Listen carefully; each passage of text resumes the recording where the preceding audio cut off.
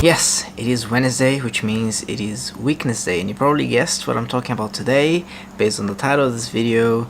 One of the things that we all know and love, our bodies. Except that in this video I'm talking more specifically about my body. Never mind my giant cup of iced tea that I just brewed. It was really hot in Sydney today. I know the title sounds a bit too much like my body is falling apart. That's a bit of an exaggeration. Just a disclaimer before I start the discussion. I am by no means comparing what I'm gonna say to people who have serious disabilities and limitations in their body. In fact, I don't even know what life is like for people like that. I can't even say that I know what it feels because I don't. And there's so many people out there with serious disabilities who live a very happy and positive life, and I admire them so much. At some point it might sound like I'm complaining and you might think, you know nothing. I know, but hear me out. I think that in one way or another we all have a kind of a love-hate relationship with our bodies. At school I was never the sporty type. During PE, physical education, whatever you call it, in wherever you live, I was generally the last one to be chosen to play soccer. I mean, I'm from Brazil, so all we did was play soccer at school, and volleyball. I was always the last one chosen for either sport. No one ever saw me as the athletic type. I never had lots of muscles. I never overheard girls commenting on my legs. Although if they commented, they probably say the opposite of the things I overheard them saying about other boys. Like chicken legs or something, right? Maybe? And to be honest, most of the time I didn't really care that much. But there were times when I obviously did. Otherwise I wouldn't be remembering the stories that I'm telling you. There was a time, for example, when a friend suggested I should shave my body hair. I have a lot of hair. Not as much as Yeshua though. Shout out to Yeshua. My friend was like, why don't you shave? Like, get a shaver and shave. And I was like, oh, yeah, maybe I'll look cool like all these people with, you know, like 6 packs or 8 packs or something. Which, by the way, if I didn't have hair, I would probably have, because I have a very strong muscles. But that's beyond the point. So I did, and it was like such a terrible experience because it was itching and it was just like growing badly, and I couldn't wait for it. Just looked bad after some point. I don't think I'll ever do that again. And that was also the time when Shelly started liking me. So one day we were having a conversation and it was near the pool. It was at a summer camp. I have no idea what she was talking about. All I could think of was like, oh my gosh, she's looking at my little hairs growing. It looks red because it's irritated, and I was very self-conscious of what was happening there. It wasn't fun. Isn't it fun when you go and buy clothes and you go to the shop and you see all these beautiful people wearing their clothes, or sometimes not wearing their clothes? I don't know why the ads are like that. You're selling clothes and the models are not wearing any, or barely wearing any. And then you find yourself thinking, I don't look like that. I don't know if the clothes are actually gonna make me look good. And look, I'm a man, and I imagine for a woman it's probably even harder. Again, I don't know, because I'm not a woman, but I just imagine. And then you go through Instagram and see all these people shirtless with their abs and stuff, and you're like, wow, did they shave for this? I sometimes generally think, what would I have to do to be able to achieve this? Not the muscles, as I said before, I'm pretty strong.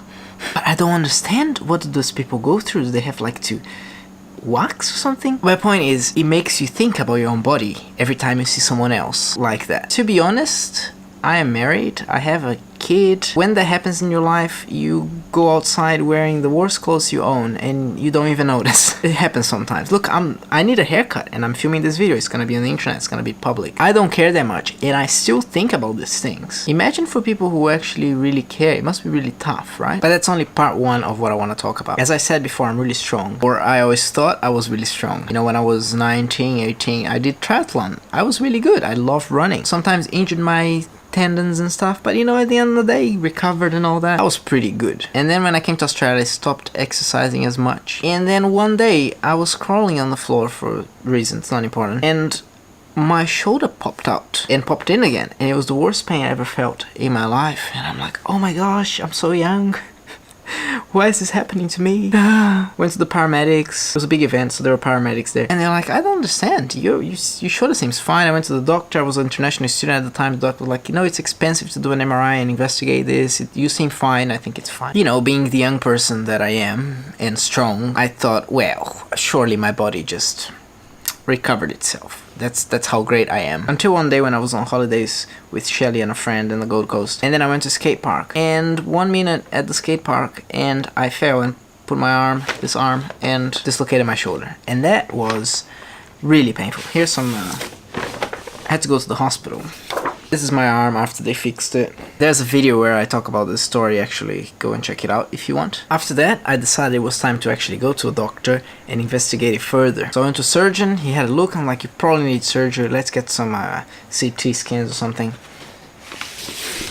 How many scans does one need to see someone's shoulder? Look at the slices and stuff. In one of them, you can see the broken cartilage. Google helped me read these things. You know, Google is pretty much a doctor or medical school. You can learn so much from Google. Please don't. I think that was the time when I realized that my body wasn't super strong and infallible anymore. And then I went back to the doctor and he's like, yes, you need an operation.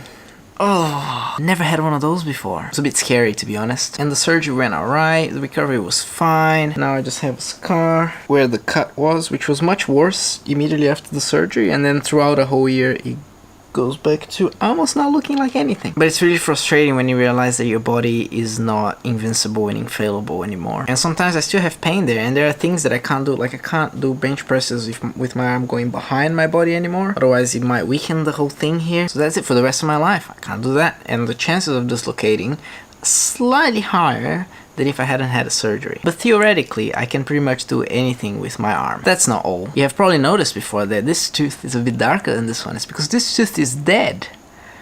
Dead. When I was about 12 or something, I was on a seesaw, and for various factors and reasons, including friends that were trying to make me go really high and fast, I face planted on the seesaw when I went up. And if it weren't for the braces I had that cut my lips completely inside, sorry, my teeth would have probably not been in my mouth after that accident. As a consequence, the nerve of this tooth broke and then the tooth died. I had to do a canal treatment, whatever it's called. But I waited for too long, so the dead nerve was there for too long, and then it got the tooth a bit dark. And I did a bit of like whitening and stuff, but it's never gonna be the same as this. The solution for that is to make a cap for that tooth. A cap that is not a real tooth. The kind of thing that old people wear.